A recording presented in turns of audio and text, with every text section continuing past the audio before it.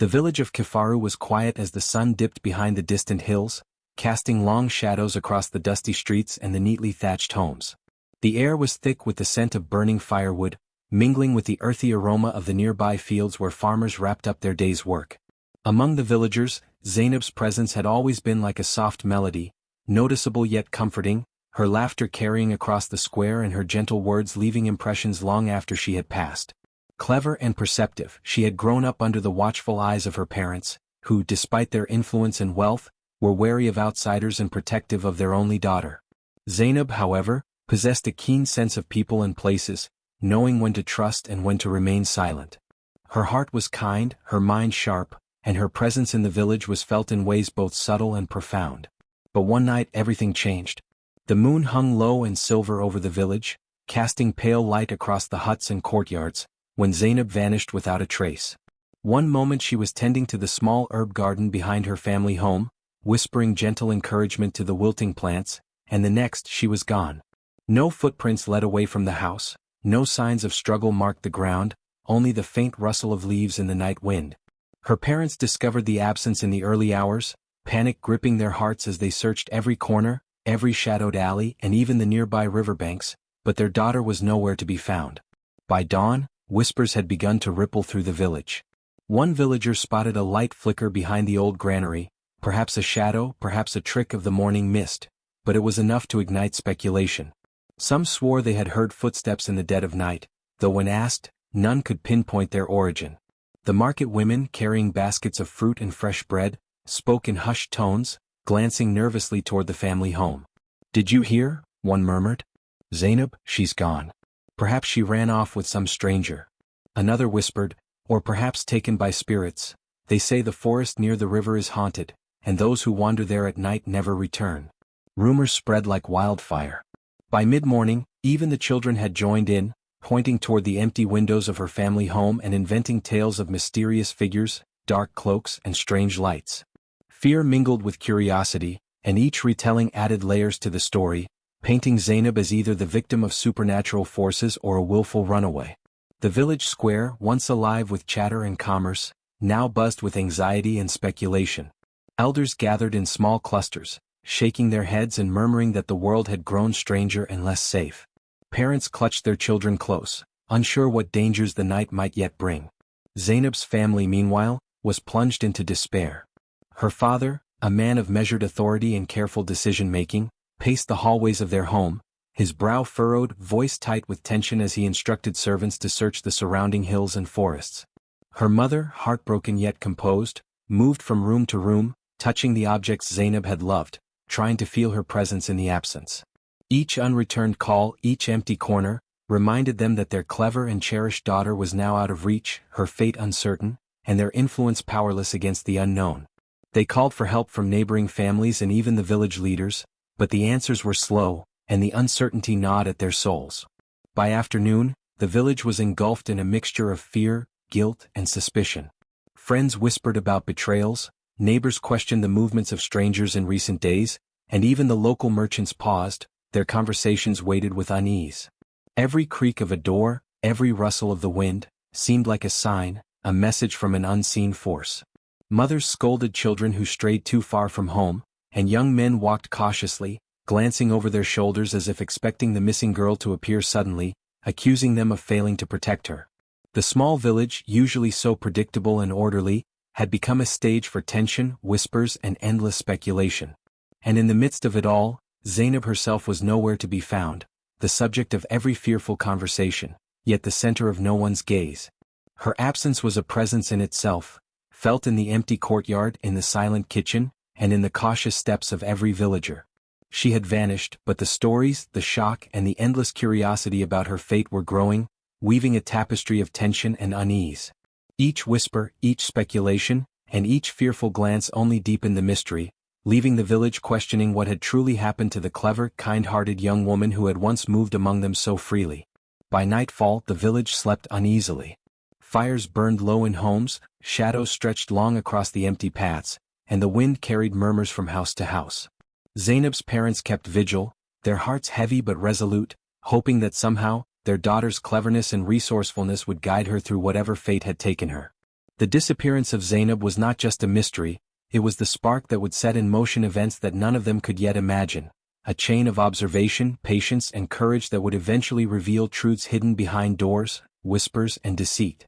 The morning after Zainab's disappearance, the village of Kifaru buzzed with unease, its usual rhythm replaced by whispers, conjectures and suspicious glances. The sun rose slowly, casting long beams across the empty courtyards and the faintly damp earth from last night's rain. Every corner, every narrow alley seemed charged with tension. Villagers huddled in small clusters, leaning close to one another, speaking in hushed tones that carried just enough to travel from ear to ear, spreading stories faster than the wind could carry leaves. Some claimed that Zainab had been taken by spirits that prowled the forest near the river. "She wandered too far last night," one elder whispered, his voice quivering with fear, "and the spirits will not release her." They claimed those who cross the shadows vanish forever. Children nodded solemnly, eyes wide, imagining dark, cloaked figures hiding in the trees, waiting for the clever young woman who had always outsmarted their games and pranks. Mothers clutched their daughters tightly, whispering warnings about wandering too far at night or speaking to strangers. The unseen hand of fear began to tighten around the village, shaping their perception of reality. Others speculated differently. Some said Zainab had grown tired of the restrictions imposed by her protective family and had run away, seeking adventure or love in the outside world. Perhaps she found a secret admirer, one market woman whispered to another while arranging fruits on her stall. Or she simply wished to escape her parents' control. The rumor spread rapidly, each retelling embellishing the narrative. She was not just gone, she had betrayed her family, choosing freedom over duty. Men in the village shook their heads, trading glances of disbelief, muttering about how trust could vanish as easily as a fleeting shadow. Meanwhile, Zainab herself remained unseen, hidden among the thick reeds along the riverbank, crouched behind the stone walls near her family's home, or concealed within the dense foliage of the nearby woods. Every whisper reached her ears, and with each story her understanding of human nature deepened. She realized how quickly fear could turn into accusation, how easily trust could be undermined by the absence of truth. The words that tumbled through the village, accusations of betrayal, speculation of spirits and outright lies, were proof of how fragile reputation could be, even for someone as clever and kind-hearted as herself. From her hidden vantage points, Zainab watched familiar faces twisted by fear and imagination. Her neighbors, once warm and friendly, now stared at one another with suspicion, questioning motives and loyalty.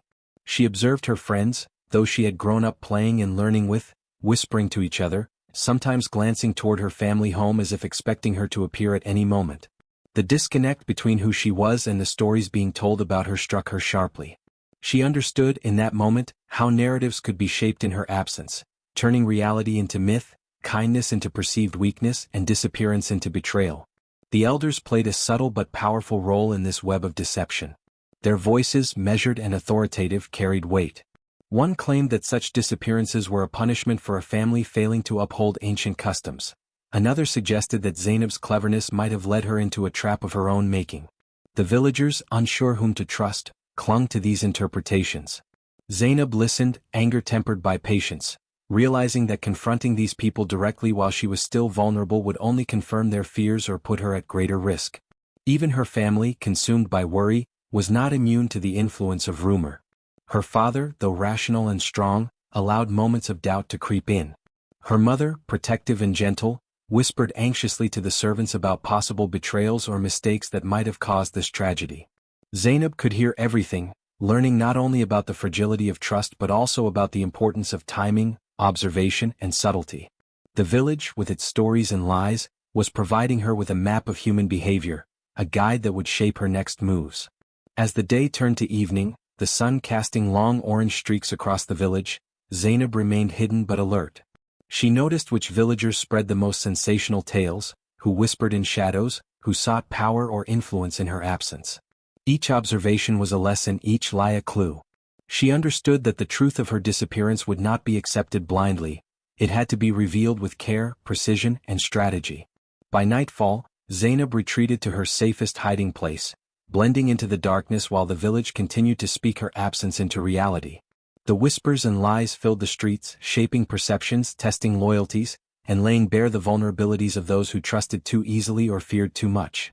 And in the quiet of her hiding place, Zainab smiled faintly, her mind already turning, plotting, and preparing. She was unseen, but she was watching. The villagers thought her gone, but she had never been out of sight. The forest at the edge of Kifaru stretched wide and dense, a tangled network of trees, vines, and undergrowth that seemed almost alive in its silence. Zainab moved through it cautiously, her bare feet making only the faintest sounds against the damp earth. She had learned to navigate the terrain quickly, recognizing the subtle signs of animal tracks, the soft rustle of leaves signaling danger, and the small openings where sunlight broke through the canopy, guiding her through otherwise disorienting shadows. Every branch, every stone, every whisper of the wind became a marker of survival, and slowly, Zainab began to understand how to live in a world apart from her village, unseen yet present, a shadow among shadows. Food was the first challenge. At first, hunger gnawed at her, sharp and unforgiving, a reminder of her vulnerability. But Zainab was clever. She had grown up watching her mother prepare meals from roots, herbs, and small game, learning the patience required to identify edible plants and the skill to trap birds without leaving traceable signs. She collected berries hidden in the thicket, carefully avoiding poisonous varieties, and fashioned simple snares for rabbits and birds. Each meal she secured without detection reinforced her sense of agency, her ability to provide for herself even in isolation. The forest, once intimidating and foreign, became a source of sustenance, a teacher in resilience. Zainab also learned to avoid danger. She observed the movement of predators and stray animals, noting the sounds that heralded their presence. She avoided paths where humans might stumble upon her, crouching silently when travelers approached and remaining motionless for hours if necessary. Nights were the most challenging when owls called and unseen creatures rustled the underbrush. She developed routines to mask her presence, sleeping in concealed hollows, covering her tracks with leaves and mud, and moving only when the wind or the darkness could shield her from prying eyes. Every careful step was a lesson in vigilance, reinforcing both her physical skills and her mental acuity. Isolation also forced her to grow in patience and reflection. During the long hours of silence, Zainab contemplated the injustice that had driven her into hiding, the whispers that painted her as a betrayer, the manipulations that had caused her disappearance, and the cruelty of those who sought to rewrite her story. She thought about her family, how they must be suffering, and yet she realized that rushing back blindly would only play into the hands of her betrayers. Her cleverness was not merely in survival, but in learning when to act, when to wait, and how to observe the world she had temporarily left behind. Each thought strengthened her resolve, each observation sharpening her mind. The solitude also brought moments of self-discovery. Zainab recognized her capacity for ingenuity, for courage, and for strategic thinking. She began marking her own trails in subtle ways, leaving hints for herself to find safe locations or water sources, cataloging the knowledge that would later give her an advantage over those who had wronged her. She experimented with herbal remedies, learning to soothe minor injuries or strengthen her stamina, skills her mother had taught her but which now became matters of survival. The forest was a harsh teacher, but it revealed strengths she had not fully recognized while living within the protective walls of her home. Even as she adapted to life in hiding, Zainab maintained a constant vigilance over her village. From the ridge that overlooked Kifaru, she would watch the movement of people, the gatherings in the square, and the comings and goings along the main paths. She observed how quickly rumors spread, how fear transformed into gossip, and how those who sought to exploit her absence maneuvered in the shadows. Every glimpse strengthened her understanding of human nature, the ease with which trust could be corrupted, the vulnerability of those who believed appearances without questioning motives, and the subtle power of patience and observation. As days turned into weeks, Zainab's skills, confidence, and resilience grew. She became a shadow in the forest, quiet, unnoticed, yet always watching. Hunger, fear, and uncertainty sharpened her senses and honed her cleverness. The injustices occurring in her absence were no longer mere stories. They were lessons, fueling her determination to reclaim her life and restore the balance disrupted by deceit. She was alone, but she was not powerless. She had learned the language of the forest, the rhythm of survival, and the patience needed to wait for the right moment to reveal the truth. And so, beneath the dense canopy of the forest, Zainab thrived in silence. The village believed she was gone, consumed by spirits or vanished forever, yet she lived, observing, learning, and preparing. Each day in solitude molded her into someone stronger, sharper, and wiser. She was no longer simply the clever girl of Kifaru. She was a force in waiting, a silent witness to the consequences of lies and betrayal, patiently crafting her eventual return. From her hidden perch on the ridge that overlooked the village, Zainab's sharp eyes caught movements she had not noticed before. At first they seemed ordinary, neighbors conversing, traders delivering wares, servants tending to chores, but gradually patterns emerged, subtle threads weaving a story far darker than she could have imagined. One figure, familiar yet now suspicious, drew her attention more than any other. Her cousin Nadir, the same boy she had played with as a child, whose laughter once echoed alongside hers in the family courtyard. Now, his face was etched with a cunning Zainab had never seen before, and his eyes darted with intent that chilled her heart. It was Nadir who had orchestrated her disappearance. Hidden in the shadows, Zainab watched as he spoke in hushed tones with the village blacksmith and a few other men she recognized as loyal to his ambitions. They spoke of her absence not with worry but with opportunity. Land, property, and influence, all were at stake, and her sudden disappearance provided Nadir the perfect chance to claim what had been hers by birthright. Zainab's sharp mind pieced together the fragments she observed. The night she vanished, a small group of men had been stationed near her home, their movements calculated, ensuring no one noticed her departure. She had assumed that chance or supernatural forces were at play, but now the truth revealed itself like a dagger in the dark. Nadir's motives were layered. Jealousy had festered in him for years, subtle at first, almost imperceptible during childhood games and family gatherings. He had watched Zainab grow cleverer, kinder, more loved by friends and family, while he often struggled to command attention. But beneath that simmered greed, a desire not only for her inheritance but for the authority her family wielded in the village. He resented the respect her father commanded and the affection she received from the elders. Zainab's disappearance had been his opportunity to tip the scales in his favor, to rewrite the village's narrative, and to seize the rewards he had long coveted. The manipulation did not end with her disappearance. Zainab observed how Nadir interacted with the villagers, weaving lies as effortlessly as a spider spins its web. He claimed to have last seen her near the river, implying she had run off or been careless. He subtly encouraged the rumors of spirits, playing into the village's superstitions. At the same time he ensured that her family was kept in doubt, suggesting that mistakes had been made, that perhaps Zainab had betrayed them, sowing seeds of guilt and confusion. Every word, every gesture, every carefully timed rumor was a thread in the tapestry of his deception. Witnessing it all, Zainab felt a surge of emotions: betrayal, sadness, anger, and a quiet determination. To see someone she had trusted, someone whose laughter she had shared, manipulating the fears and superstitions of the village for personal gain was a bitter revelation. Yet even as the sting of betrayal pierced her, her mind worked quickly, cataloging each action, each lie, each subtle manipulation. She understood the stakes. Confronting Nadir too soon would be dangerous.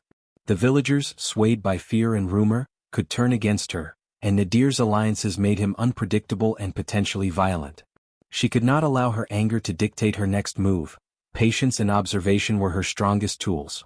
Zainab also realized the broader consequences of this betrayal. It was not just about her or her inheritance. It was about the social fabric of the village. If Nadir succeeded, the elders, neighbors, and even her own family might be complicit in a world built on lies and manipulation. She understood the delicate balance between action and strategy, the need to gather evidence, and the importance of reclaiming her story on her own terms. Her cleverness and resilience, honed during weeks of survival and hiding, now became instruments not merely of self-preservation but of justice. Night after night, she watched from hidden vantage points, learning every habit, every alliance, every weakness of the people who had betrayed her. She noted how Nadir's arrogance often made him careless, how his overconfidence in manipulating the villagers left traces that only a keen observer like herself could detect. With each observation, Zainab's resolve grew. The betrayal had revealed the depth of human greed and jealousy, but it had also clarified her path. Patience, careful planning, and strategic revelation were the keys to turning the tables. By the time she retreated to her concealed shelter each night, Zainab's heart was tempered with both sorrow and determination. The betrayal she had witnessed was bitter, yet it illuminated the stakes of her eventual return. She understood now that every lie, every whispered rumor, and every calculated act by Nadir was a piece of the puzzle she would use to reclaim not just her inheritance but her honor. In the shadows she remained unseen, but she was far from powerless. She was learning, watching, and preparing for the moment when justice would finally meet deceit. From her hidden vantage point among the dense underbrush at the edge of the village, Zainab observed the familiar faces of those she once trusted in ways that now sent chills down her spine. The first person who caught her attention was her cousin, Samir, the boy she had grown up playing with, sharing secrets and dreaming under the shade of the old mango tree. There had always been a subtle rivalry between them, harmless in childhood, but as they grew older, Zainab noticed his envy simmering beneath the surface. Samir's eyes darted about nervously as he conversed with several villagers in hushed tones, his voice carrying just enough for Zainab to catch fragments of his plot. Her heart sank as the realization settled in. Someone she had trusted implicitly had orchestrated her disappearance. Samir's motives became clear as she pieced together what she saw. Greed, jealousy and ambition had long festered in him, hidden behind polite smiles and playful teasing. He resented the attention Zainab received from her parents, the villagers and even the elders who often sought her counsel. Her intelligence, kindness and influence threatened his desire for recognition and control. The disappearance, meticulously planned, was his way of stepping out of her shadow and claiming the privileges and lands she had inherited. Zainab's pulse quickened as she realized the depth of his scheme, carefully crafted to ensure no one suspected him. She watched him move through the village square with a calculated ease, presenting concern and urgency as he joined groups of whispering villagers. Each gesture, each carefully chosen word, was designed to manipulate perceptions. "I last saw Zainab near the river," he said to a group of farmers, the worry in his voice expertly feigned, "but she wandered off alone and now, she's gone." To another group, he suggested that spirits of the forest might have taken her, playing on the villagers' fears and superstitions. Zainab noted how easily the villagers swallowed his narrative, their faces etched with shock, worry and even blame, none suspecting the truth hidden behind his sympathetic eyes. But the betrayal extended beyond Samir. A few other villagers had become complicit, swayed by promises of favors, small rewards, or the illusion of influence.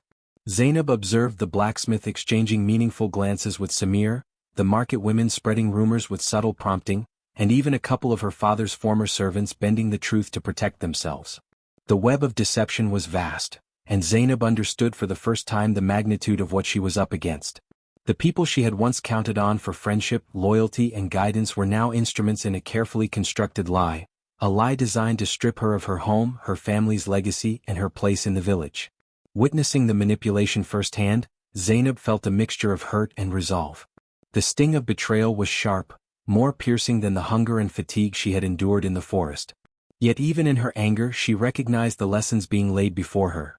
The depth of human greed, the fragility of trust, and the consequences of revealing her presence too soon.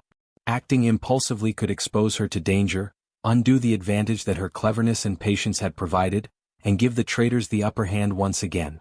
She needed to remain unseen, gathering evidence, observing behavior, and preparing her response with precision. Zainab also began to see the emotional undercurrents that drove the betrayal. Samir's envy was not merely about material wealth.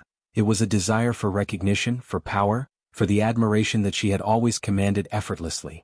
Others had been drawn into his orbit, seduced by opportunity or afraid to defy him. Each interaction she witnessed added another layer of understanding, revealing weaknesses, overconfidence, and the subtle arrogance that would later prove useful when she planned her return. Night after night, she remained hidden, following their movements from the shadows, noting alliances, overhearing conversations and watching the patterns of deceit unfold. She catalogued every detail in her mind, understanding that patience and observation were her greatest tools. The betrayal, though painful, had illuminated the true nature of the people around her. It had shown her that survival was not enough. Reclaiming her life, her family's honor, and her rightful place required strategy, careful timing, and the intelligence she had cultivated in the solitude of her hiding. By the time darkness fell and she retreated to the forest's deepest cover, Zainab's resolve had solidified. The betrayal she had witnessed would not go unchallenged. She had seen the faces behind the lies, understood the motives that drove them, and recognized the stakes of premature action. In the quiet of the forest, among the whispering leaves and the distant calls of nocturnal creatures, she embraced her resolve. She would watch, she would wait, and when the time was right she would turn the tables, reclaiming what was hers and revealing the truth hidden behind deceit and betrayal. Zainab moved silently through the shadows of her village, careful to remain unseen, her eyes sharp and alert. Each step she took was deliberate, each rustle of leaves or creak of the floorboards weighed against the risk of discovery. She had learned to blend into corners, to melt into darkness, and to observe without being noticed. From behind half-open doors, narrow windows, and the gaps between thatched roofs, she became a hidden witness to the unfolding story of her life in her absence. Every glance, every whispered conversation, every subtle gesture was catalogued in her mind, a record of the changes she could not yet influence. Her family, once vibrant and confident, now moved with a mixture of grief, confusion, and uncertainty. Her mother lingered in quiet despair, her hands clasped over her chest as she wandered through rooms that still bore Zainab's presence. The worn mats where she had sat, the small shelves of carefully arranged books, and the herbs she had tended so lovingly. Each moment of observation cut Zainab deeply. She had not imagined that her absence could cast such a long shadow over those she loved most. Her father, usually firm and decisive, now appeared hesitant, speaking in low tones with neighbors and servants, as though trying to maintain control over a life that had slipped from his grasp. Zainab felt the ache of powerlessness, the sharp tension of knowing her presence could restore everything yet risking her safety if she revealed herself too soon. In contrast, she also noticed subtle celebrations hidden among certain villagers. Some, motivated by greed or long-held resentment, moved with a quiet satisfaction that she was gone. Merchants whispered about opportunities to acquire lands, families joked about the shift in power, and a few of her father's associates leaned into favors and promises that would have been denied if Zainab remained. She watched them, understanding how absence could manipulate human behavior, how fear and opportunity could bend morals and loyalties. The village was alive with change, and she was forced to witness it from the shadows, unable to intervene, her cleverness and influence muted by necessity.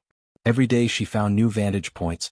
A narrow crack in the wall of the granary gave her a clear view of the courtyard, where her family gathered for meals, now smaller, quieter, marked by missing laughter and the subtle absence of her presence. From the loft of the old barn, she could see neighbors moving through the streets, observing patterns, alliances, and whispered discussions about her disappearance. She learned which individuals sought advantage, which were caught in fear, and which still retained loyalty and compassion. Each observation strengthened her understanding of the social web surrounding her, sharpening her strategy for when she would finally act. Yet the psychological toll of being an unseen observer was immense. Watching life continue without her, seeing the grief, the exploitation, and the gossip, left her with a gnawing frustration. Every action she wanted to take, every word she wanted to speak, was restrained by the necessity of secrecy. She realized that patience was not simply a virtue but a survival tool. A single mistake could undo weeks of careful observation, expose her to danger, or allow the greedy and deceitful to cement their temporary advantage. Her emotions oscillated between sorrow for her family, anger at the opportunists, and determination to reclaim control over her destiny. Zainab also noted subtle changes in her family's interactions. Her father's decisions were increasingly questioned by those who sensed weakness, and her mother's quiet guidance was often ignored or doubted. Servants and neighbors tiptoed around conversations, careful not to reveal their own ambitions. Zainab recognized the psychological patterns at play: fear, manipulation, hope, and uncertainty, and committed them to memory. She understood that reclaiming her place would require more than just proof of her survival. It would demand strategy, timing, and an intimate understanding of the human psyche. As the sun set each day, casting long shadows across the village, Zainab retreated to her safest hiding spots. She reflected on the duality of her role: invisible yet omnipresent, powerless yet knowledgeable, absent yet shaping her own destiny from afar. The tension of watching life continue without her weighed heavily on her, but it also strengthened her resolve. Each whispered conversation, each secretive glance, and each moment of joy or grief she observed became a piece of the puzzle she would use to restore balance, reveal the truth, and reclaim her rightful place. In the quiet of the night, with the village asleep under a canopy of stars, Zainab allowed herself a small, determined smile. Though unseen, she was learning, adapting, and preparing. The world around her moved on without her, but she was not forgotten. Every step, every action, every secret of the village had been noticed. And when the time came, those who thought her gone would realize that she had been there all along, watching, waiting, and ready to act. Zainab had grown accustomed to the solitude of the forest, the rhythm of her hidden life, and the constant vigilance required to remain unseen. Yet even in her self-imposed exile, the world had a way of introducing unexpected forces that could alter the course of events in subtle, almost mystical ways. It was on one such evening, as the sun dipped low and the shadows of the forest deepened, that she first noticed a figure moving deliberately along the winding path near the riverbank. The figure was hunched with age, cloaked in layers of weathered fabric, and walked with the cautious deliberation of someone who had traversed countless landscapes and observed far more than most people ever would. The traveler, or perhaps hermit, paused as he spotted her, his eyes glinting with the light of understanding, though his face remained partially obscured beneath the hood. Zainab, instinctively cautious, melted into the shadows, her presence undetected as the old man approached. He carried no weapons, only a small satchel that seemed to contain fragments of the forest itself, dried herbs, twisted branches, and a few small trinkets that rattled softly with every step. When he finally stopped near a moss-covered rock, he looked around as if sensing more than what the eye could perceive, and then, almost as an afterthought, spoke. "Some truths," the old traveler said in a voice that was gravelly yet strangely melodic, "are hidden not in what is seen but in what is overlooked. The timing of revelation is as delicate as the flight of a bird over still waters." Zainab strained to catch his words, the cadence of his speech both enigmatic and precise, like a riddle waiting to be solved. She realized that this encounter was no accident. The old man had recognized her, understood her plight, and was offering guidance that transcended the ordinary. He spoke further, his tone dipping into cryptic wisdom. "You are present even in absence. Watch, wait, and choose the moment when all eyes are blinded by expectation. Only then will your actions bear the weight they deserve. Speak too soon and the world will misinterpret you. Move too late and opportunity will slip like sand through your fingers. The shadows are your allies, but even shadows must bow to timing." Each phrase struck Zainab with the weight of inevitability. Her cleverness, patience, and observation, honed over weeks in hiding, would be crucial, but the timing, she realized, was equally essential. The traveler offered her a small token from his satchel, a thin strip of parchment, folded and tied with a faded ribbon. "This is not a weapon," he said, "nor is it a spell. It is a reminder. The world bends to those who understand patience and preparation. Keep it close and let it guide your hand." Zainab accepted the parchment with care, feeling a strange warmth emanate from it, a subtle reassurance that she was not alone, that the universe, or some force beyond ordinary understanding, was aware of her plight and willing to guide her. As the traveler turned to leave, he spoke once more, his eyes meeting hers briefly beneath the hood. "Remember, child, to act is to assert truth. To act without thought is to invite chaos. Watch the tides of human nature, and let them carry you when the current is strongest." With that, he vanished along the winding path, his presence dissolving into the encroaching darkness as if he had been part of the forest all along. Zainab remained still for several moments, clutching the parchment and absorbing the weight of his words. The encounter had been brief, almost dreamlike, but its impact was profound. She understood that her next steps could not be dictated by anger, impulse, or haste. They required cunning, observation, and precise timing. The villagers, the traders, and even her own family were part of a web of expectations and assumptions. To reclaim her life, her inheritance, and her honor, she would need to navigate that web with care, striking only when her plan was fully formed and the moment was ripe for revelation.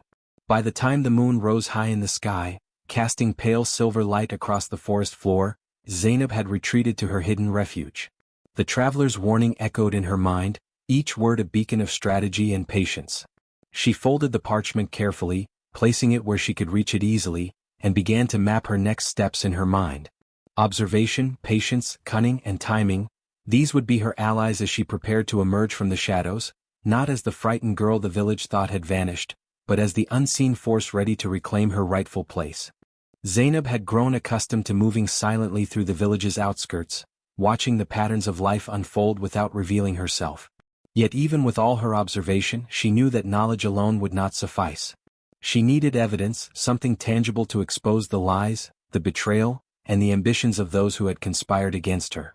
One evening, guided by the faint memory of a hidden compartment in her family home, a place she had discovered in childhood while playing hide-and-seek, she decided to risk returning closer than ever before, slipping into the shadows of the familiar walls that once felt safe and welcoming.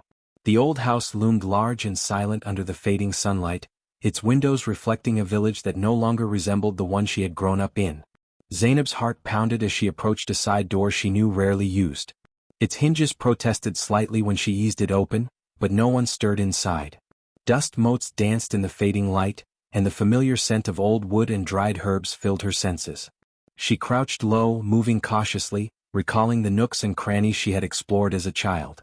Her intuition guided her toward the attic, a space her family rarely entered, filled with relics of generations past. Inside, the attic was a labyrinth of crates, trunks, and forgotten furniture. Cobwebs hung like veils, and the smell of aged parchment mingled with the faint aroma of wood polish. She paused, listening for any sign of movement, but the house remained still. Zainab's eyes scanned the room, landing on a small half-hidden box tucked beneath a pile of old cloths. Her pulse quickened. This was the place her instincts had guided her toward.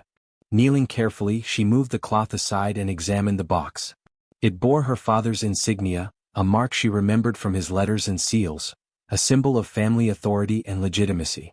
Her fingers trembled slightly as she unlatched it, the lock yielding to a gentle push she had practiced in secret, remembering childhood tricks and the delicate touch of her parents' teaching. Inside lay a bundle of papers, tied together with faded ribbon. Zainab's breath caught as she carefully unwrapped them. The first document was a letter written in her father's flowing hand, detailing the rightful division of inheritance, the responsibilities entrusted to her, and explicit instructions in the event of her absence. It bore the signatures of trusted elders, witnesses who had ensured that her family's legacy was legally and morally secure. The second paper, however, sent a chill through her. It contained records of illicit agreements, forged documents, and secret transactions implicating Samir and his accomplices in the orchestration of her disappearance. These pages were proof of betrayal, greed, and manipulation, the very evidence she needed to reclaim her place and expose the deception. Zainab's mind raced. She felt a surge of triumph tempered by the sharp sting of caution. This discovery gave her leverage, yes, but it also heightened the danger. If she revealed herself too soon, Samir and his co-conspirators could destroy the evidence, manipulate the villagers further, or even attempt to harm her directly. The balance of power rested delicately in her hands, and she knew that patience, observation, and strategy were more critical now than ever. The papers were both a weapon and a shield, a means to restore justice but also a potential beacon to those who would seek to silence her. As she carefully repacked the documents and hid them within her cloak, Zainab felt a renewed clarity. She now had the proof to confront those who had wronged her, yet the timing had to be precise. Every observation she had made in the weeks of hiding, the alliances, the whispers, the strengths and weaknesses of her adversaries, suddenly aligned with the tangible evidence she now possessed. The strategy she had been forming in her mind for months was no longer abstract. It had a foundation, a concrete path toward reclaiming her life and restoring balance to her family and village. Exiting the house as silently as she had entered, Zainab allowed herself a brief moment to inhale the evening air, her eyes scanning the village she had once walked freely.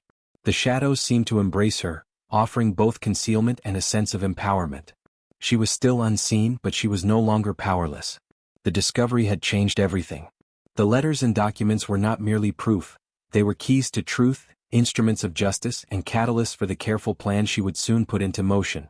In the quiet of the night, Zainab understood that her moment to act would demand precision, courage, and unwavering patience, for the consequences of revealing herself prematurely could undo all she had learned, all she had observed, and all she had survived to achieve.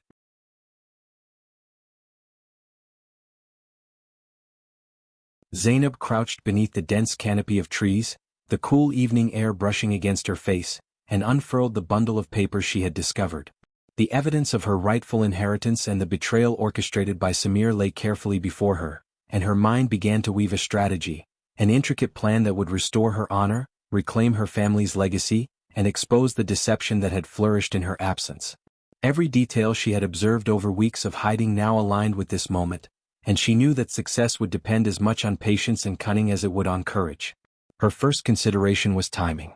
The villagers were creatures of routine, predictable in their comings and goings, their gatherings, and even in their gossip.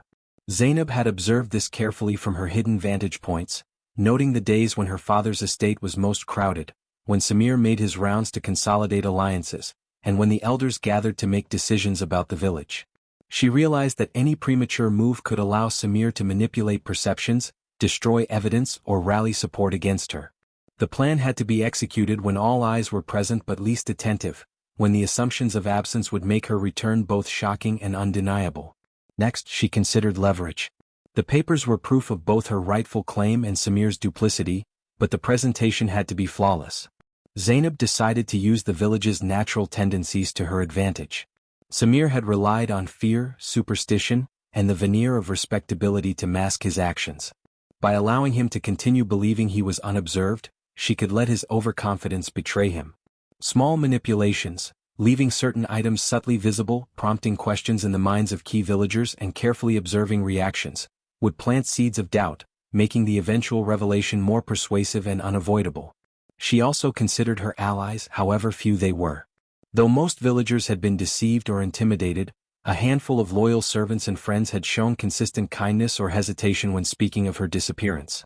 Zainab resolved to identify these individuals carefully, using their honesty to subtly support her claims without risking exposure.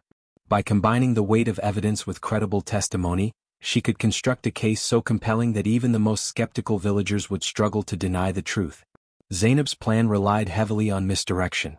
For weeks she had remained the hidden observer, letting Samir act freely, unaware that she had discovered both his motives and his deeds.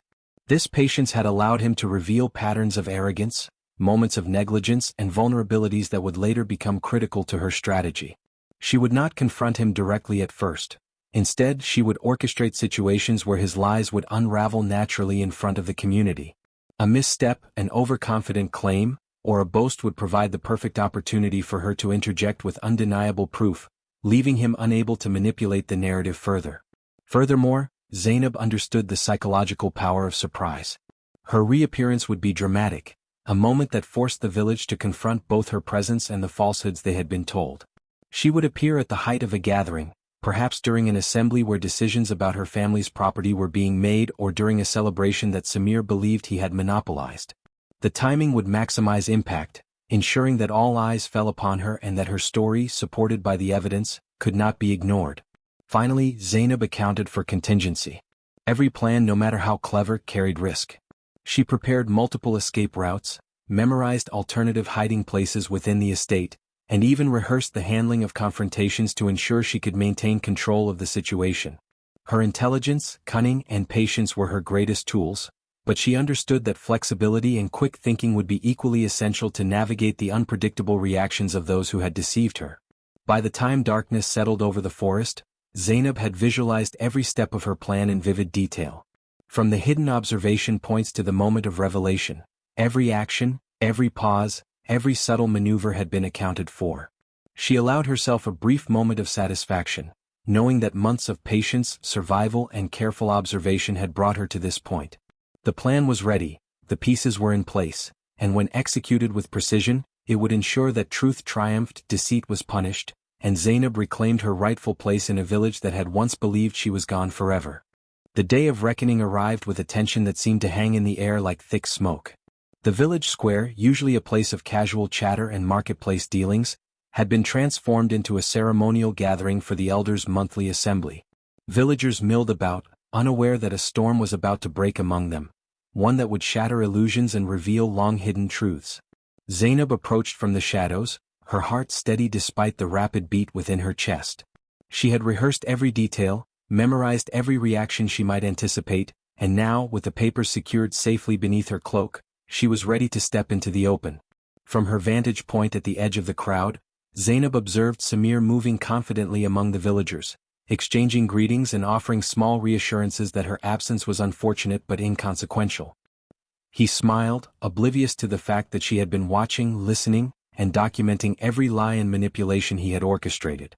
The villagers, conditioned by months of whispers, gossip, and fear, gave him deferential nods, unaware that the very foundation of his influence was built on deceit. Zainab's lips pressed together in quiet determination. The time for subtlety was over, the moment for revelation had come. As the elders called the assembly to order, Zainab stepped from the shadows, her figure framed by the rising sun that cast long golden beams across the square. A hush fell over the crowd, as though the village itself sensed the disruption of its familiar rhythm. Eyes widened in shock, whispers erupted, and Samir froze mid-gesture, his confident demeanor faltering. For weeks, he had believed she was gone, a mere rumor swallowed by fear and superstition. Now, standing before him, alive and resolute, Zainab was a force he could not control. She walked calmly to the center of the gathering, lifting the bundle of papers from beneath her cloak with deliberate care. "For months," she began, her voice clear and unwavering, "you have believed I was absent, that I had vanished. Yet here I stand, not as a victim but as a witness to your deception." Her eyes swept over the crowd, pausing on the villagers who had whispered and speculated, and then settling on Samir, whose face had turned pale. The crowd leaned in, the tension palpable, as if the square itself was holding its breath. Zainab carefully unfolded the first document, the letter from her father, signed and witnessed by the elders. She read aloud its contents, describing the rightful inheritance, the responsibilities entrusted to her, and the explicit instructions for her protection. The villagers murmured among themselves, recognition and disbelief mingling in their expressions. She then revealed the second set of papers, the evidence of Samir's machinations, forged signatures, clandestine deals, and orchestrated lies intended to remove her from the village and seize her rightful position. The documents were irrefutable, and the weight of proof settled over the assembly like a thundercloud. Samir attempted to interject, his voice rising in indignation, claiming misunderstanding, miscommunication, or even falsehood. But Zainab, steady and precise, produced witnesses she had quietly identified, loyal servants and friends who could corroborate her observations and the authenticity of the papers. Their testimony, combined with the undeniable documents, left the crowd awestruck. Murmurs of disbelief escalated into astonishment, then outrage as the villagers realized the extent of Samir's betrayal. The psychological impact of the revelation was immediate. Those who had celebrated her absence now hung their heads in shame, while others who had doubted or feared her presence recognized the magnitude of the injustice. Samir's allies faltered, some fleeing, others shrinking into shame, unable to defend themselves against the weight of truth. Zainab's composure never wavered. She had anticipated each reaction, each hesitation, each attempt at deflection. The plan she had nurtured in secrecy, guided by observation and cunning, was unfolding perfectly. As the elders examined the papers and conferred, the crowd quieted, waiting for judgment. Zainab felt a surge of vindication, tempered by the gravity of her words. Justice was not simply in the exposure of lies but in the restoration of order, the acknowledgement of truth, and the reclamation of what was hers. In this public moment she had shifted the balance of power, transforming fear and uncertainty into recognition and respect. By the time the sun reached its zenith, the assembly had concluded its deliberation. Samir, stripped of authority and credibility, stood humbled, while Zainab's name and presence were restored to their rightful place. The villagers, once complicit in whispers and doubt, now regarded her with awe, respect, and renewed trust. In the midst of the square, surrounded by the weight of revelation and the clarity of justice, Zainab allowed herself the faintest smile. She had emerged from the shadows, not merely as the girl they thought had vanished, but as the force that reclaimed truth and restored honor. The village was never the same after Zainab's dramatic return. The whispers of her disappearance, once laced with fear, speculation, and falsehoods, had given way to awe, respect, and a renewed sense of order. In the days following the confrontation, Zainab moved deliberately, reclaiming her rightful place in her family home, restoring the estate that had been mismanaged during her absence, and repairing the bonds that had been frayed by deceit. Yet her approach was measured. She understood that justice was not merely punishment, but the careful restoration of balance, trust, and morality. Samir, now publicly exposed for his manipulations, had been stripped of his authority, influence, and claim to the family estate. Yet Zainab faced a critical decision, whether to mete out vengeance or extend measured mercy. Her heart, shaped by resilience, observation, and the hardships of hiding, leaned toward justice tempered with compassion. She allowed him a small portion of the property, enough to sustain a modest life, stating clearly to the villagers, "Greed flourishes in empty hearts, not empty hands." This choice reflected not weakness but wisdom. She recognized that destroying him entirely could breed bitterness, unrest, or further cycles of deceit, while measured fairness could restore harmony and demonstrate moral authority. The villagers, initially skeptical and fearful, watched closely as Zainab moved through the estate. She did not act in haste, nor did she flaunt her reclaimed position. Instead, she methodically addressed the consequences of the betrayal. She reinstated servants who had remained loyal, offered guidance to those misled by Samir's lies, and quietly encouraged reconciliation among families fractured by the rumors of her disappearance. Each act reinforced her intelligence and patience, showing that leadership required more than courage. It required foresight, empathy, and the ability to perceive human motives and weaknesses. Zainab also initiated reparations for those who had suffered indirectly due to Samir's deception. Farmers who had been coerced into giving away produce, merchants misled in transactions, and villagers who had been manipulated into alliances all received compensation or guidance to restore what they had lost. These gestures were not merely transactional. They were symbolic, reinforcing that her leadership was anchored in justice, not vengeance, and that truth and fairness were central to the moral fabric of the community. The elders, once distant and cautious, now approached Zainab with a mixture of reverence and curiosity. They recognized her insight, patience, and cleverness, acknowledging that her survival, observation, and strategy had preserved not only her family's legacy but also the integrity of the village. Their approval, though subtle in gestures and words, solidified her authority, showing that wisdom and courage, rather than mere inheritance or power, were the foundations of genuine respect. In private moments, Zainab reflected on the lessons the ordeal had taught her. The betrayal, the time in hiding, the observations, and the careful execution of her plan had all reinforced a truth she now carried with clarity: that patience allows the observer to see more than the impulsive actor, that intelligence and careful strategy can outmatch brute force or deceit, and that mercy, when paired with justice, amplifies moral authority. She had learned to read the currents of human behavior, anticipate reactions, and act decisively when the moment was right, skills that elevated her beyond mere survival to mastery of her circumstances. As life gradually returned to normal, Zainab took her place not only as a rightful heir but as a moral compass for the village. Children watched her with admiration, mothers recounted her story, and even former skeptics began to see the value of patience, intelligence, and observation. Her presence became a symbol that justice, tempered with wisdom, could prevail over manipulation, greed, and deceit. By the time the sun set over the restored estate, bathing the village in golden light, Zainab stood on the veranda, looking out over the lands that had been hers all along. She felt a quiet sense of fulfillment, knowing that she had not only reclaimed what was rightfully hers but had also reinforced a deeper truth: courage, patience, and cleverness are as vital to justice as strength and opportunity.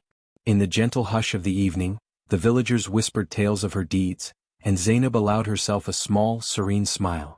She had been gone, unseen and tested, but she had returned with wisdom, authority, and a legacy that would endure.